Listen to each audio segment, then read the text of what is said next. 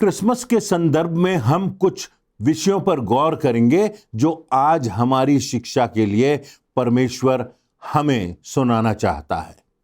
इस संदर्भ में हम देखेंगे हेरोदेस राजा के विषय में। हेरोदेस राजा बहुत ही क्रोधी, अत्याचारी, शंकालु और ईर्ष्यालु प्रवृत्ति का व्यक्ति था। उसे हर समय भय रहता था कि कहीं कोई व्यक्ति उससे उसका सिंहासन ना छीन ले, जिसको हम कहते हैं फियर ऑफ इनसिक्योरिटी। इस भय के कारण जिस किसी पर भी उसे थोड़ा सा शक होता था, उसे वह मरवा डालता था।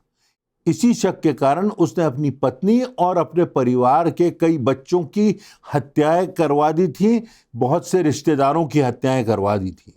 यीशु के जन्म के समय उसने इसी भय व असुरक्षा की भावना के कारण 2 वर्ष व उससे कम उम्र के सभी बालकों को तलवार से कटवा डालने का आदेश दिया था। हेरोदेस राजा पर सांसारिकता इतनी ज्यादा हावी हो गई थी कि उसकी बुद्धि पूरी तरह भ्रष्ट हो गई थी, जिसे हम कहते हैं कि उसकी मति मारी गई थी। उसकी आत्मिक आंखें पूरी तरह मानो अंधी हो गई थी, जिसके कारण उसने परमेश्वर के बहुमूल्यतम उपहार प्रभु यीशु मसीह का न केवल तिरस्कार किया, किंतु उसे कुचलने और मिटाने का पूरा प्रयास किया। क्या हम कल्पना कर सकते हैं कि ऐसा करके हेरोदेस राजा ने अपने जीवन में क्या क्या खो दिया? संसार की नाशमान वस्तुओं के फेर में वह जीवन की किन महत्वपूर्ण अनंत आशीषों से वंचित रह गया और किस प्रकार उसने अनंत हानि का मूर्खतापूर्ण सौदा किया। कितनी बार हमारे जीवनों में ऐसा ही होता है कि हम सांसारिकता से समझौता कर लेते हैं, सौदा कर लेते हैं और अपने आत्मिक जीवन का ध्यान नहीं रखते। जो परमेश्वर से प्राप्त हुआ है वो इस संसार की लालच में हम खो देते हैं और यहां तक कि अपना अनंत जीवन भी दांव पर लगा देते हैं। तो हेरोदेस राजा के जीवन से, उसकी नकारात्मक बातों से कुछ सकारात्मक शिक्षाएं परमेश्वर मुझको और आपको आज देना चाहता है। तो देखिए, सर्वप्रथम हम पाते हैं कि प्रभु यीशु मसीह जगत का उद्धारकर्ता बनकर के आया, जिसका इंकार कर हेरोदेस राजा उद्धार से वंचित रह गया।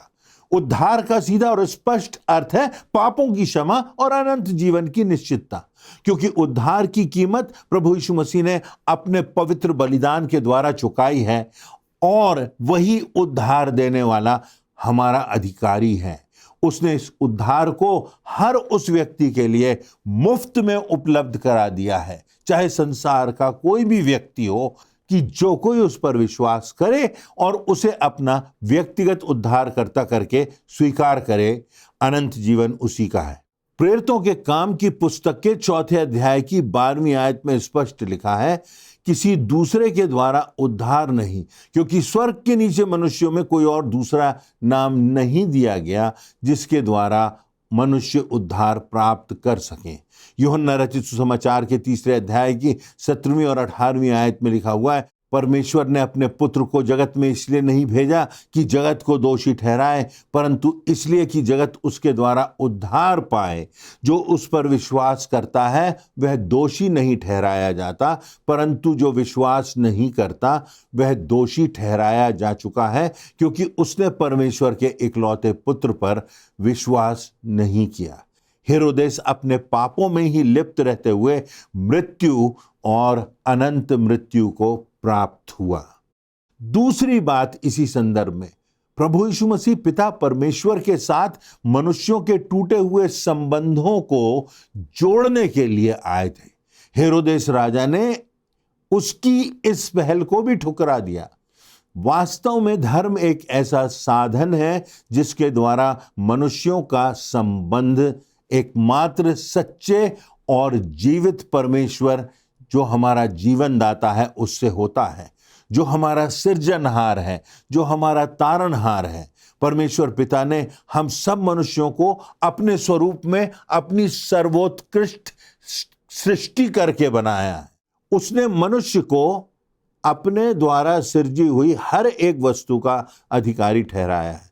वह चाहता है कि उसकी संतान अर्थात हर एक मनुष्य स्वर्गीय पिता को जान सके, उसको पहचान सके, उसको मान सके, उसको स्वीकार कर सके, उसके रास्ते पर चल सके। वह चाहता है कि उसकी संतान अर्थात हर एक मनुष्य उससे आत्मीय व्यक्तिगत संबंध रख सके। वो हमारा जीवित सर्वशक्तिमान परमेश्वर पिता है। परमेश्वर ने प्रभु यीशु को इस संसार में भेजा ताकि वह परमेश्वर के प्रतिरूप को जीकर दिखाए, उसको प्रकट करे। मनुष्य और परमेश्वर के बीच जो संबंध टूट गए हैं पाप के द्वारा, उनको वह पुनः जोड़ सके और तब मनुष्य उद्धार को प्राप्त कर सके। प्रभु यीशु ने निश्चितता के साथ कहा, मैं पिता में हूं और पिता मुझ में है। जिसने मुझे देखा है उसने पिता को देखा है। बिना मेरे द्वारा कोई पिता के पास नहीं पहुंच सकता। पिता की सारी परिपूर्णता उसी प्रभु यीशु मसीह में वास करती है। हेरोदेस ने अपनी इच्छा, अपने घमंड, अपनी जिद को अपने ऊपर इतना हावी होने दिया कि उसने प्रभु यीशु मसीह का इनकार करके परमेश्वर पिता से अपने संबंधों की संभावना को भी समाप्त कर दिया और वह आत्मा के विनाश की दिशा में चला गया। तीसरी बात, प्रभु यीशु मसीह शांति का राजकुमार होकर इस दुनिया में आया है। हेरोदेस राजा उसे ठुकराकर इस शांति से वंचित रह गया। हेरोदेस तो राजा था, राजमहल में रहता था, 4 दीवारें थी, हथियारबंद सैनिक थे, धन संपन्नता थी, पद था, अधिकार था, सांसारिक व भौतिक संसाधन सब कुछ उसके पास थे। फिर भी उसके जीवन में शांति नहीं थी। वह भय, चिंता, असुरक्षा, तनाव और कुंठा से ग्रसित था, क्योंकि उसने शांति के राजकुमार को अपना प्रभु, अपना स्वामी नहीं बनाया। सांसारिक प्रलोभन, सांसारिक दुर्वासनाएं एवं दुर्भावनाएं ही उसका नियंत्रण किए हुए थी। उसने इस तथ्य को ठुकरा दिया कि प्रभु यीशु मसीह को स्वीकार करने के द्वारा परमेश्वर की सुरक्षा, परमेश्वर की सहायता, परमेश्वर की सामर्थ, परमेश्वर की संतुष्टि, संपूर्णता का जीवन और संपूर्ण शांति संभव है। और उसके भय में चलने के द्वारा ही इस संसार की हर एक विरोधी ताकत से वास्तव में भय मुक्त होना संभव है। बाइबल में यह बात स्पष्ट लिखी हुई है। नीति वचन के 29वें अध्याय की 25वीं आयत में लिखा हुआ है, मनुष्य का भय मानना तो फंदा है, परंतु जो यहोवा पर भरोसा रखता है वही ऊंचा उठाया जाएगा।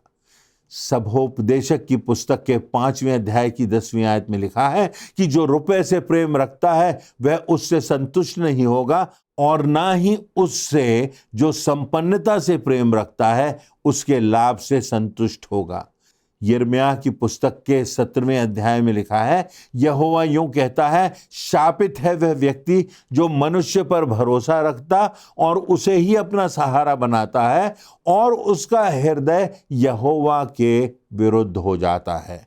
जिसको लगता है कि मनुष्य और अधिकारी और शासक जो कुछ है बस यही है सब कुछ, तो परमेश्वर से उसका भरोसा उठकर उसके जीवन की प्राथमिकता में परमेश्वर नहीं रह जाता, मनुष्य आ जाता है, मनुष्य प्रमुख हो जाता है और इससे परमेश्वर का कोप भड़कता है और अनंत विनाश की प्राप्ति ही मनुष्य को होती है।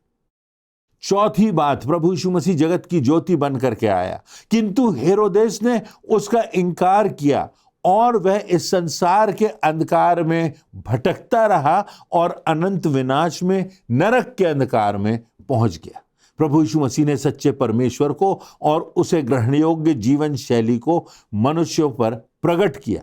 ऐसा करके उसने सब संसार में फैले हुए अर्थात सब प्रकार के धार्मिक अंधकार, धर्मांधता, अंधविश्वास, दिखावटी धार्मिकता, आधारहीन परंपराएं और सामाजिक कुरीतियों को स्पष्ट प्रभु यीशु मसीह की ज्योति के द्वारा प्रकट किया। उसने अपने सत्य के द्वारा शैतान के सब झूठ का पर्दाफाश किया तथा उस संसार के सब ठोकर के कारणों को उजागर किया। तो वचन में यह बात स्पष्ट है। पहले यूहन्ना की पहले अध्याय की 5वीं और 6वीं आयतों में लिखा है, वह समाचार जो हमने सुना है वही तुमको सुनाते हैं, और वह यह है कि परमेश्वर ज्योति है और उसमें कोई भी अंधकार नहीं। यदि हम कहें कि हम उसके साथ हमारी सहभागिता है फिर भी अंधकार में चलें तो हम झूठ बोलते हैं और सत्य पर आचरण नहीं करते। इफिसियों के पत्र के 5वें अध्याय की 8वीं आयत में लिखा हुआ है, पहले तो तुम अंधकार थे परंतु अब ज्योति हो, अतः ज्योति की संतान के सदृश चलो। परमेश्वर ज्योति है, हम उसकी संतान हैं, तो हमारे जीवन से उस परमेश्वर की ज्योति का प्रकाश होना चाहिए, गवाही होना चाहिए। हेरोदेस अंधकार में ही भटकता रहा। 5वीं बात, प्रभु यीशु मसीह मार्ग, सत्य और जीवन बनकर के संसार में आया और हेरोदेस इन सब बातों से भी वंचित रह गया। प्रभु यीशु मसीह ने कहा, स्वर्ग का मार्ग मैं हूं, मुझ में से होकर के चलो, मुझे स्वीकार करो, मेरी आज्ञाओं पर चलोगे तो स्वर्ग पहुंचने की निश्चितता प्राप्त करोगे। हेरोदेस का सीधा मार्ग संसार का चौड़ा मार्ग है। इस मार्ग पर चलना आसान तो है परंतु इसकी मंजिल अनंत विनाश है। प्रभु यीशु मसीह का मार्ग जो है वो कठिन है, सकरा है, विषमताओं से भरा है, परंतु इसकी जो मंजिल है वो अनंत जीवन है और स्वर्गधाम है, परमेश्वर का निवास स्थान है। हेरोदेस परमेश्वर के मार्ग से भटककर शैतान के अनंत विनाश के मार्ग पर आगे बढ़ता गया। परमेश्वर के सत्य को स्वीकार करने के बदले उसने संसार की झूठी शान और शौकत को ही सच मानने की भूल की। वह वास्तविक जीवन से दूर होकर आत्मिक रूप से मृतक हो गया और उसने अपने जीवन को और अपनी आत्मा को विनाश की दशा में पहुंचा दिया। 6वीं और अंतिम बात, प्रभु यीशु मसीह इस दुनिया में राजाओं का राजा बनकर के आया, किंतु हेरोदेस ने उसे अपने जीवन का राजा बनाने के बदले उसे मिटाने का प्रयास किया। हेरोदेस की बुद्धि को सांसारिकता और भौतिकता के नशे ने भ्रष्ट कर दिया था। इसी कारण वह परमेश्वर की योजना को विद्वानों से जानकर भी उसकी पुष्टि जो व्यवस्था की पुस्तकों में लिखी थी स्वीकार नहीं कर पाया।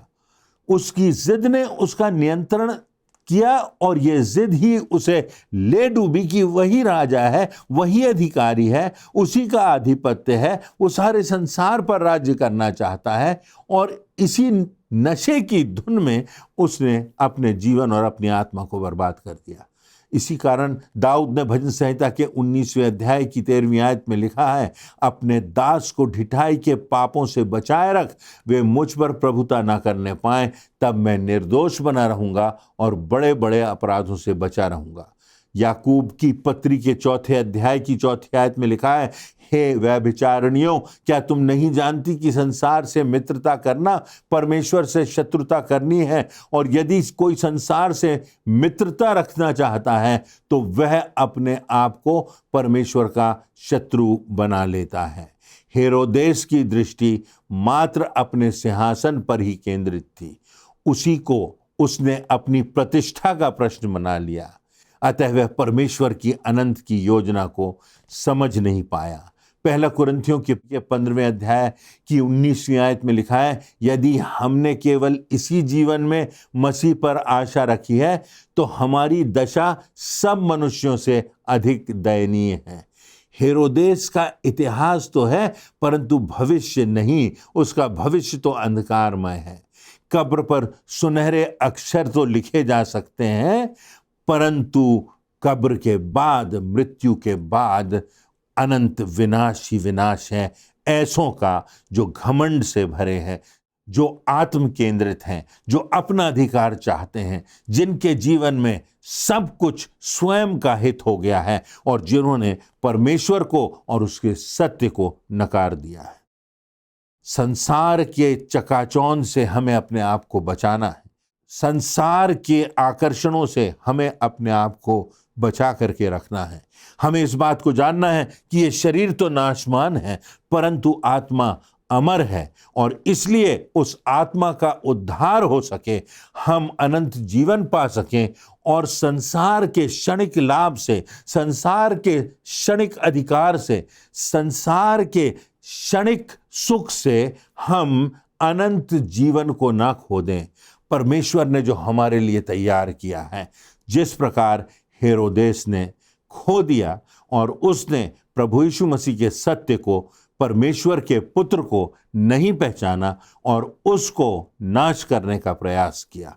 हम अपने जीवन को देखें, हम हेरोदेस के जीवन की नकारात्मक बातों से शिक्षा प्राप्त करें और देखें कि परमेश्वर किस प्रकार हमें सकारात्मकता की ओर, अपने उद्धार के रास्ते की ओर ले जाना चाहता है। ये बड़ी गंभीर बात है। हमको परमेश्वर के हाथों में नहीं पड़ना है, ये भयंकर त्रासदी की बात होगी। क्रिसमस सतही तौर पर मनाकर हम हेरोदेस राजा के समान उसके मर्म से वंचित ना रह जाएं। आज हमने हेरोदेस राजा के संबंध में कुछ बातें देखी कि न सिर्फ वो प्रभु यीशु मसीह के जन्म की खुशी में सम्मिलित हो सका, न सिर्फ वो प्रभु यीशु मसीह के जन्म में उस राजा को स्वीकार कर सका जिसको स्वर्ग और पृथ्वी का सारा अधिकार दिया गया था, जिसका वर्णन इतिहास में था, जिसका वर्णन व्यवस्था में था, जिसके विषय में भविष्यवाणियां थीं। आज क्रिसमस क्या हमारे लिए सार्थक है? क्या हमारे जीवन में क्रिसमस का महत्व है? क्या हमारे जीवन में प्रभु यीशु मसीह जन्मा है? क्या हमारे हृदय में उस प्रभु यीशु मसीह का प्रभुत्व है? इसी बात में क्रिसमस का अर्थ निहित है। नहीं तो हम भी हेरोदेस के समान इस संसार के आकर्षणों में, अधिकार में, नाम और पद और पैसों की दौड़ में तो जीत सकते हैं, परंतु आत्मिक जीवन में हम विनाश की ओर चले जाएंगे और अपनी आत्मा को अनंत विनाश में ले जाएंगे। आज ये निर्णय हमारा है। एक हेरोदेस का रास्ता है, एक प्रभु यीशु मसीह का रास्ता है। एक विनाश का रास्ता है, एक उद्धार का रास्ता है। एक घृणा का रास्ता है, अहंकार का रास्ता है, घमंड का रास्ता है, और दूसरा प्रेम का रास्ता है, क्षमा का रास्ता है, उद्धार का रास्ता है। हम किस रास्ते को चुनते हैं? काश इस वर्ष क्रिसमस हमारे जीवनों में सार्थक हो सके और हम उस प्रभु यीशु मसीह के सत्य को पहचान सके, ग्रहण कर सके और उसे अपने जीवन में प्रथम स्थान दे सके।